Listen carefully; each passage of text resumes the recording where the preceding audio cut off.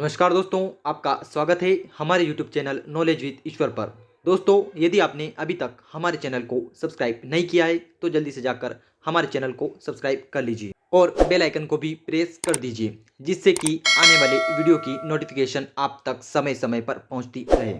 तो दोस्तों, आज के वीडियो में हम आपको बताने वाले हैं भूगोल विषय के महत्वपूर्ण 30 ऐसे प्रश्नोत्तरी जो कि अनेक प्रतियोगी परीक्षाओं में पूछे जाते हैं। तो दोस्तों, निश्चित रहिए, इस वीडियो को देखने के बाद आपको सभी प्रश्नोत्तरी आसानी से याद हो जाएंगे। इसके लिए आपको वीडियो को अंत तक ध्यान से देखना है। दोस्तों, आपको वीडियो को बिल्कुल भी स्किप नहीं करना है। तो दोस्तों, आपका ज़्यादा समय न लेते हुए चलते हैं हमारी वीडियो की ओर। तो दोस्तों, शुरुआत करते हैं हमारे भूगोल के 30 महत्वपूर्ण प्रश्नोत्तरी की। मैं प्रत्येक प्रश्न को 2 बार दोहराऊंगा एवं उसके बाद में सही विकल्प का जो है उसका उत्तर मैं आपको बताऊंगा। दोस्तों, पहला प्रश्न है आपका, संसार का सबसे बड़ा महासागर कौन सा है? तो यहाँ पर आपका आंसर आ जाएगा प्रशांत महासागर संसार का सबसे बड़ा महासागर है। दोस्तों, ये आप भी जानते होंगे। चलिए दोस्तों, चलते हैं हमारे दूसरे प्रश्न की ओर। दूसरा प्रश्न है आपका, निम्न में से अरब सागर में गिरने वाली नदी कौन सी है? निम्न में से अरब सागर में गिरने वाली नदी कौन सी है? दोस्तों, बी ताप्ती नदी आपका सही उत्तर होगा। चलिए चलते हैं हमारे तीसरे प्रश्न की ओर। तीसरा प्रश्न है आपका, उत्तरी गोलार्ध में वर्ष का सबसे लंबा दिन कौन सा होता है? उत्तरी गोलार्ध में वर्ष का सबसे लंबा दिन कौन सा होता है? दोस्तों, ए 21 जून जो है वह आपका यहाँ पर सही उत्तर होगा। 21 जून उत्तरी गोलार्ध में वर्ष का सबसे लंबा दिन होता है। चलिए चलते हैं हमारे अगले प्रश्न की ओर। चौथा प्रश्न है आपका, भारत की सर्वाधिक उपजाऊ मिट्टी कौन सी है? भारत की सर्वाधिक उपजाऊ मिट्टी कौन सी है? दोस्तों, सी जलोढ़ मिट्टी जो है वो भारत की सर्वाधिक उपजाऊ मिट्टी है। चलिए चलते हैं हमारे अगले प्रश्न की ओर। पांचवा प्रश्न है आपका, भारत में जनसंख्या भूगोल की नींव किसने रखी? भारत में जनसंख्या भूगोल की नींव किसने रखी?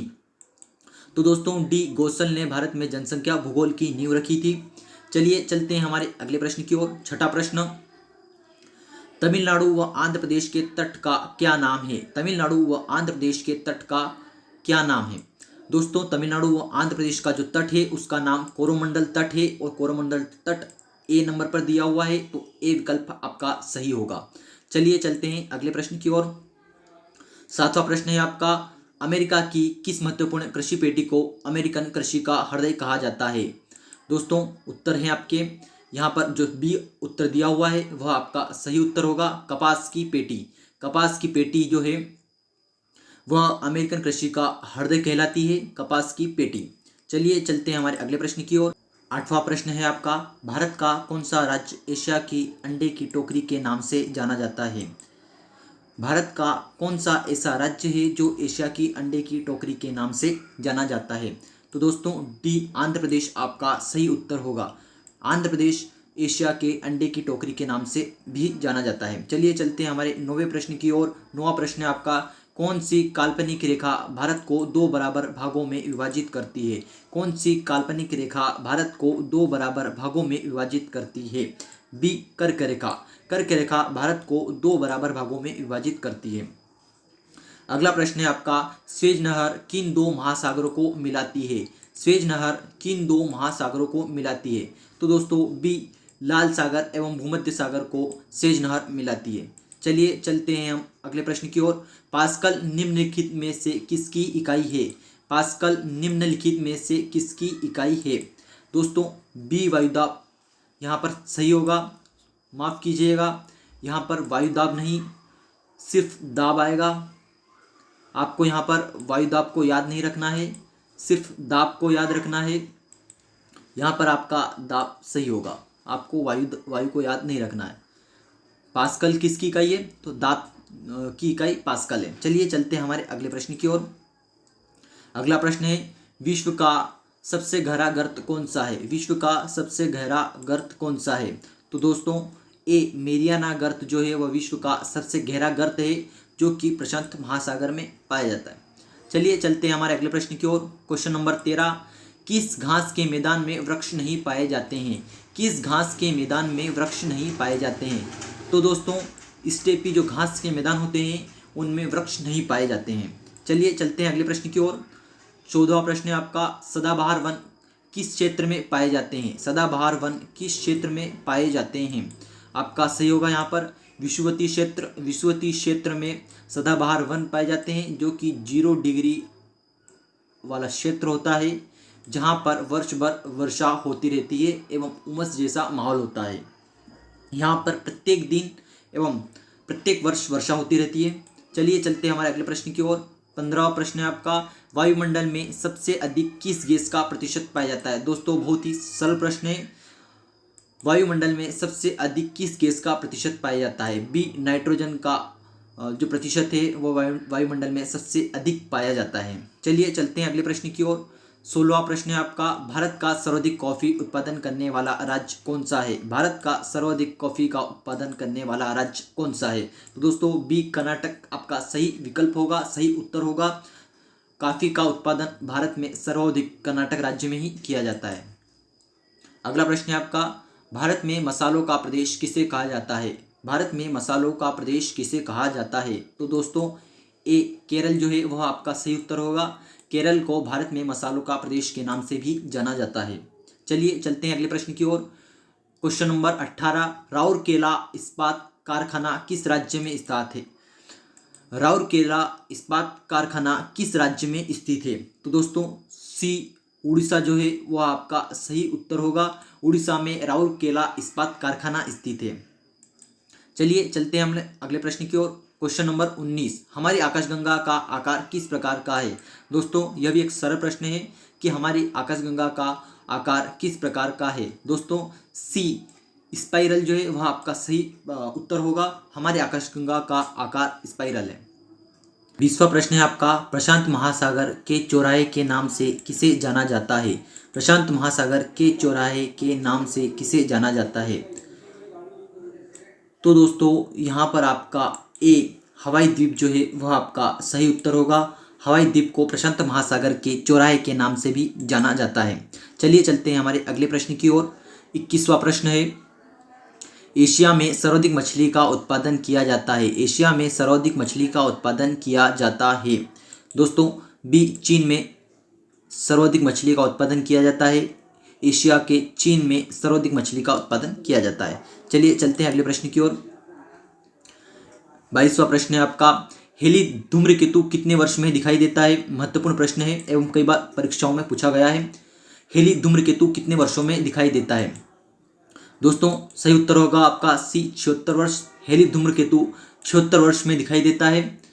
चलिए चलते हैं हमारे अगले प्रश्न की ओर। अगला प्रश्न है आपका 23वां, आकाश का सबसे चमकदार तारा कौन सा है? आकाश का सबसे चमकदार तारा कौन सा है?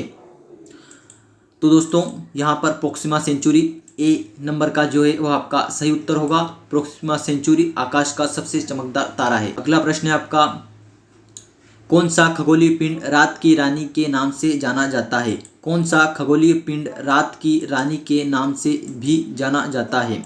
तो दोस्तों चंद्रमा जो है ए नंबर का वह आपका सही उत्तर होगा।